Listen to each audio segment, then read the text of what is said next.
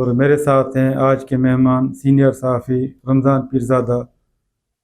उनसे मालूम करेंगे कि आपकी नज़र में आम आदमी का मसला क्या है और वो कैसे हल होगा। जी रमज़ान पीरज़ादा साहब। मेहरबानी वज़ीर अहमद मार साहब, मैं शुक्रगुज़ार हूँ हकीकत न्यूज़ का कि उसने एज अ गेस्ट मुझे जहाँ पे इनवाइट किया हुआ है।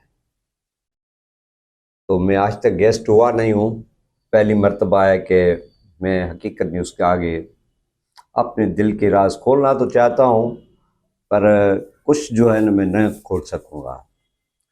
मेरी एज तकरीबन 64 ईयर्स है। 64 साल की मैंने ज़िंदगी पाई है।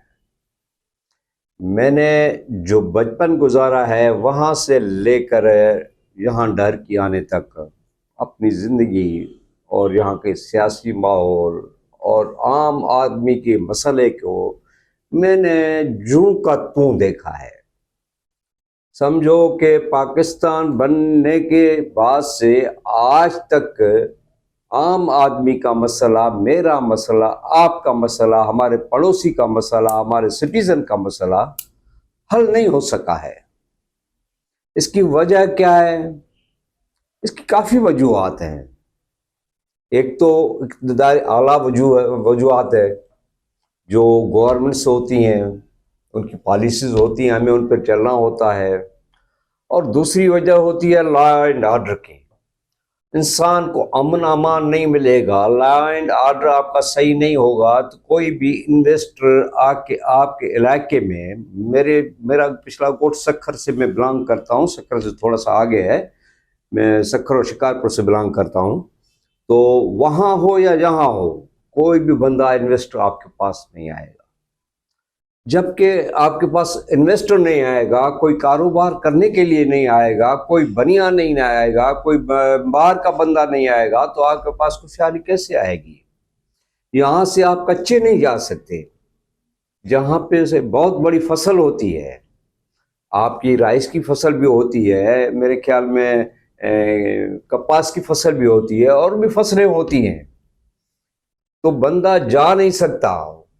एक कुछ लोग हैं जिनको फ्यूडरल जो होते हैं, जिनको हम कहते हैं फ्यूडरलिज्म, यहाँ पे फ्यूडरल जो चाहते हैं, उनकी वजह से ये सारा सिस्टम बिगड़ा हुआ है। बात उन पे कर नहीं सकते क्योंकि आपने देखा है वज़ीर अहमद साहब के हमारे काफ़ी दोस्त शहादत पा चुके हैं।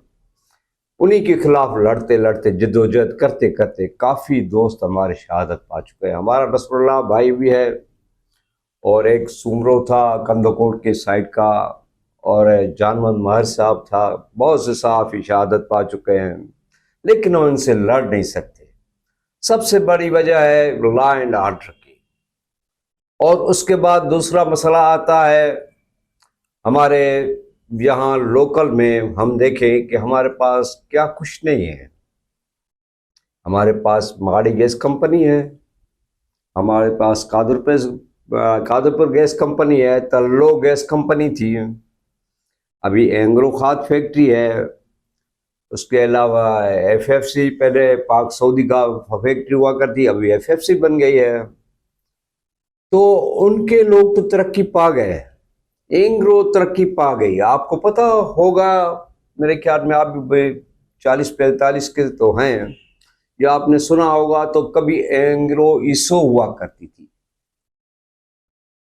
ईसो के बाद जो एंग्रो ही वो एक्सोन हो गई, उसने तरक्की कर ली, वो थोड़ी आगे बढ़ी, उसने कमाया। एक्सोन ने अंग्रेज ने बेचकर इन्हीं लोगों को दे दी, यहाँ के मकामी जो लोग थे उनको दे दी, जो उनके वर्कर्स वगैरह थे, मैनेजर्स या जो थे वो दे दिया, कुछ गवर्नमेंट को इधर उधर शेयर्स बाजार में दिए। उसके बाद ये एंग्रो बन गई हमारी। लेकिन यहाँ तक बात खत्म नहीं हुई, एंग्रो से फिर एंग्रो कारपोरेशन हो गई है। कितनी बड़ी तरक्की हो गई कि उसके पूरे पाकिस्तान में उसके यूनिट्स चल रहे हैं। लेकिन आप, मैं और उसका वर्कर, आप देखें आज भी जो बोरी उठाता है, जो एंग्रो से यूरिया पैदा करता है, जो यूरिया पूरे खेतों को खाद देती है जिससे पूरे खेत आबाद होते हैं, वो यूरिया उसी बंदे को लेने के लिए कतारों में खड़ा होना पड़ता है। उसके अलावा वो ब्लैक पे जाके उनको खरीदनी पड़ती है। आप भी ज़रा मेरे ख्याल में ज़मींदार हैं तो आपको पता होगा कि यूरिया बंदे को किस तरह मिलती है। एंग्रो तरक्की कर गई, आम आदमी तरक्की नहीं कर सका।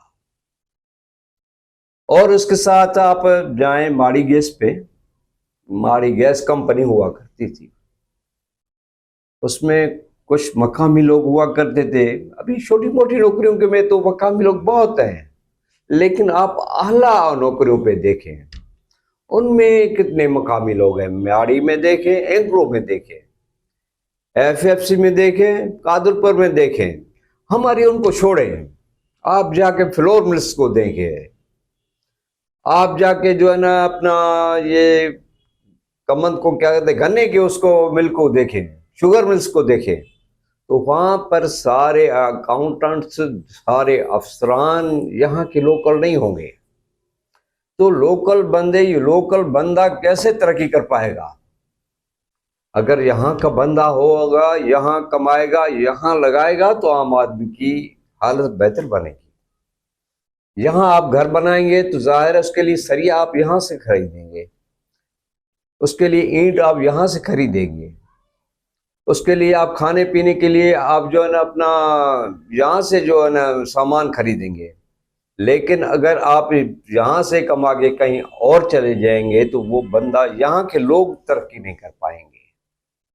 बहुत सारे एलिमेंट है। मैंने कहा कि जैसे माड़ी गैस थी, माड़ी गैस कंपनी थी, और उसके बाद माड़ी पेट्रोलियम कंपनी हो गई। अभी मुझे पता चला है कि ये दिसंबर तकरीबन के गुजरने के बाद ये जनवरी से ये माड़ी एनर्जी लिमिटेड हो गई है, एक कदम और आगे चली गई। यहाँ की गैस है, हम उसके लिए जो अपना हमारे चूल्हे नहीं जलते, हमारे घरों में गैस नहीं होती। अक्सर आप लहर की सिटी में जाएं या गोठों गांव में जाएं, गैस नहीं मिलेगी आपको। गोठों में तो होती ही नहीं है, गैस के कनेक्शन ही नहीं है। यहाँ से निकलते लोग, यहाँ के लोकल बंदे को तो मिलनी चाहिए ना सहूलत उसकी, लेकिन नहीं मिल रही।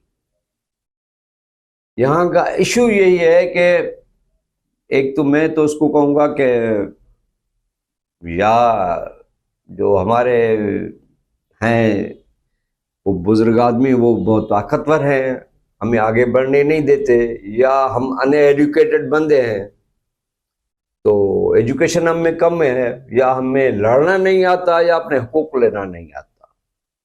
बहुत सारे मसले हैं, तो बहुत ज़रूरत है इसमें काम करने की। तो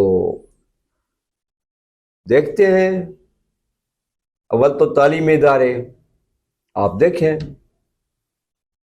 कब से जो है ना, मैं तो जब से यहाँ आया हूँ, यही पहले नूरुल खान लंड हुआ करता था, सरदार गुलाम खान माहिर हुआ करते थे, ये मियाँ मिठू भी बाद में सियासत में आ गए। तो ये दो खानदान हुआ करते थे। सरदार अहमद अली खान पिताफी हुआ करता था, सरदार अपना जहाँ मुमताज़ खान डहर हुआ करता था। तो देखिए ये पुश्तों से वो ही आ रहे हैं सियासतदान। कितने साल हो गए? 40 साल तो मैं कह रहा हूँ कि मुझे हो गए 40 साल यहाँ पे। 40 साल से मैं यहाँ पर हूँ, लेकिन 40 साल से लोगों के मसाइल हल नहीं हुए। वो इसलिए नहीं हुए कि यहाँ आपके पास न कोई अच्छा सा मेडिकल कॉलेज है, न कोई अच्छी सी यूनिवर्सिटी है, न कोई अच्छा सा हॉस्पिटल है। आपका बंदा बीमार होता है, मेरा बंदा बीमार होता है, आम आदमी का, आपने आम आदमी की बात की ना, मैं आम आदमी की बात कर रहा हूँ। मैं भी आदमी हूँ, मैं कोई बड़ा सरमाएदार नहीं हूँ। तो आम आदमी का बंदा बीमार होता है तो थोड़ी सी मसले के लिए उसको जाना पड़ता है। यहाँ से एक तो एम्बुलेंस नहीं मिलेगी, हमारे मकामी को हॉस्पिटल में एम्बुलेंस नहीं मिलेगी, वो एम्बुलेंस करवाएगा, हजारों रुपए की एम्बुलेंस करवाएगा। उसके बाद उसको जाना पड़ेगा सादकाबाद में उसका मसला नहीं होगा, कराची जाएगा, अपना रहीम यार खान जाएगा, वहां नहीं होगा, इधर सखर जाए तो आपसे सखर जाएगा, खैरपुर में जाएगा, रानीपुर में जाएगा, कराची जाएगा, हैदराबाद जाएगा। क्यों जाना पड़ता है उसको? जबकि यहाँ से हम पूरे सिंध में सबसे ज़्यादा टैक्स देने वाला डिस्ट्रिक्ट जो है हमारा, वो डिस्ट्रिक्ट घोड़की है। हम यहाँ सबसे ज़्यादा टैक्स अदा करते हैं।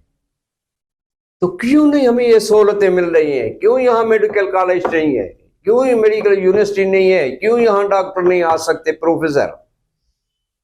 ये आते हैं, लीव पे आते हैं, जो हॉस्पिटलों में आते हैं अक्सर वो लीव पे आते हैं, वीकेंड में आते हैं, लीव पे, संडे को आते हैं, देखते हैं, अपना किराया वराया निकालते चले जाते हैं।